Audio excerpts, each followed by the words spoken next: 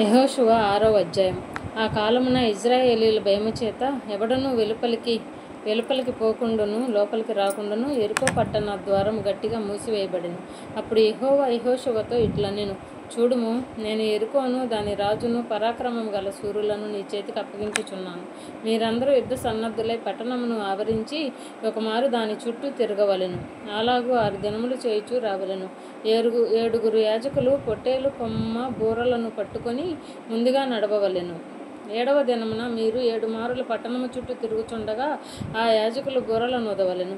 మానక ఆ కొమ్ములతో వారు ధ్వని చేయుచుండగా మీరు బూరల ధ్వని వినినప్పుడు జనులందరూ ఆర్భాటముగా కేకలు వేయవలెను. అప్పుడు ఆ పట్టణ ప్రాకారము కూలును. కనుక జనులు తమ ఎదుటికి చక్కగా ఎక్కుదురు అనెను. నూను కుమారుడైన యెహోషువ యాజకులను పిలిపించి, మీరు నిబంధన మందసమును ఎత్తుకుని మోయుడి. 7 యాజకులు యెహోవా మందసమునకు ముందుగా పొట్టేలు కొమ్మ బూరలను 7 పట్టుకొని నడవలనని వారితో చెప్పెను. మరియు అతడు, మీరు సాగి పట్టణమును చుట్టుకొనుడనియు యోధులు యెహోవా మందసమునకు ముందుగా నడవవలెననియు ప్రజలతో చెప్పెను. యెహోషువ ప్రజలకు ఆజ్ఞాపించిన తరువాత 7 యాజకులు పొట్టేలు కొమ్మ బూరలను 7 యెహోవా సన్నిధిని పట్టుకొని సాగుచూ ఆ బూరలను ఊదుచుండగా యెహోవా నిబంధన మందసమును వారి వెంట నడిచెను. యోధులు బూరలను ఊదుచున్న యాజకులకు ముందుగా నడిచిరి. దండు వెనకటి భాగము మందసము వెంబడి వచ్చెను. యాజకులు వెళ్ళుచూ బూరలను ఊదుచుండిరి. మరియు యెహోషువ, మీరు కేకలు వేయుడని నేను మీతో చెప్పు దినము వరకు మీరు కేకలు వేయవద్దు. మీ కంఠధ్వని వినబడనీయవద్దు. మీ నోట నుండి ఏ ధ్వనియూ రావలదు. నేను చెప్పినప్పుడే మీరు కేకలు వేయవలెనని జనులకు ఆజ్ఞ ఇచ్చెను. అట్లు యెహోవా మందసము ఆ పట్టణమును చుట్టుకొని ఒకమారు దాని చుట్టూ తిరిగిన తరువాత వారు పాలెములో చొచ్చి రాత్రి పాలెములో గడిపిరి. ఉదయమున యెహోషువ లేవగా యాజకులు యెహోవా మందసమును ఎత్తుకుని మోసిరి. 7 యాజకులు పొట్టేలు కొమ్మ బూరలను 7 పట్టుకొని నిలువక యెహోవా మందసమునకు ముందుగా నడుచుచు బూరలు ఊదుచూ వచ్చిరి. యోధులు వారికి ముందుగా నడిచిరి. దండు వెనకటి భాగము యెహోవా మందసము వెంబడి వచ్చెను. యాజకులు వెళ్ళుచూ బూరలు ఊదుచూ వచ్చిరి. అట్లు 2వ దినమున వారొకమారు పట్టణము చుట్టూ తిరిగి పాలెమునకు మరలా వచ్చిరి. 6 దినములు వారు అలాగూ చేయుచూ వచ్చిరి. 7వ దినమున వారు ఉదయమున చీకటితోనే లేచి 7 మారులు ఆ ప్రాకారముగానే పట్టణము చుట్టూ తిరిగిరి.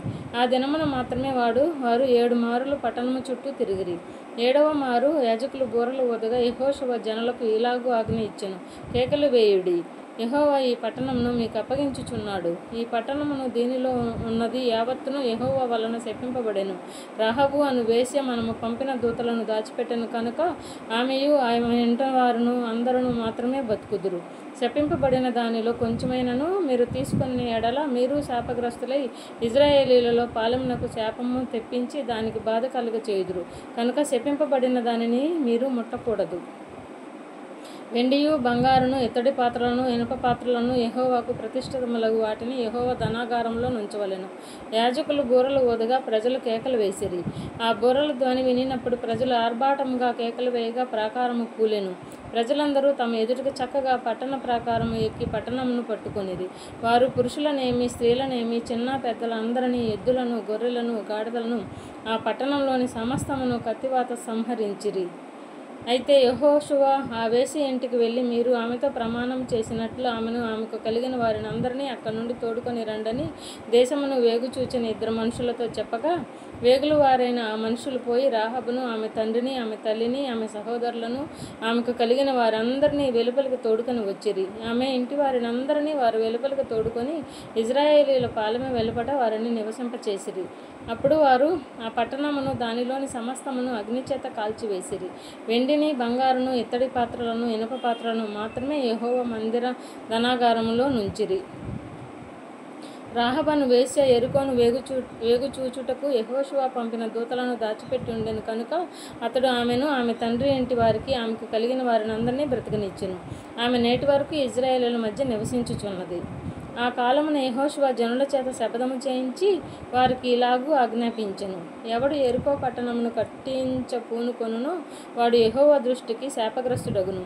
వాడు దాని పునాది వేయగా వాని జ్యేష్ఠ కుమారుడు చచ్చును. దాని తలుపులను నిలువనెత్తగా వాని కనిష్ఠ కుమారుడు చచ్చును. యెహోవా యెహోషువకు తోడై ఉండెను గనుక అతని కీర్తి దేశమందంతటను వ్యాప్తించెను.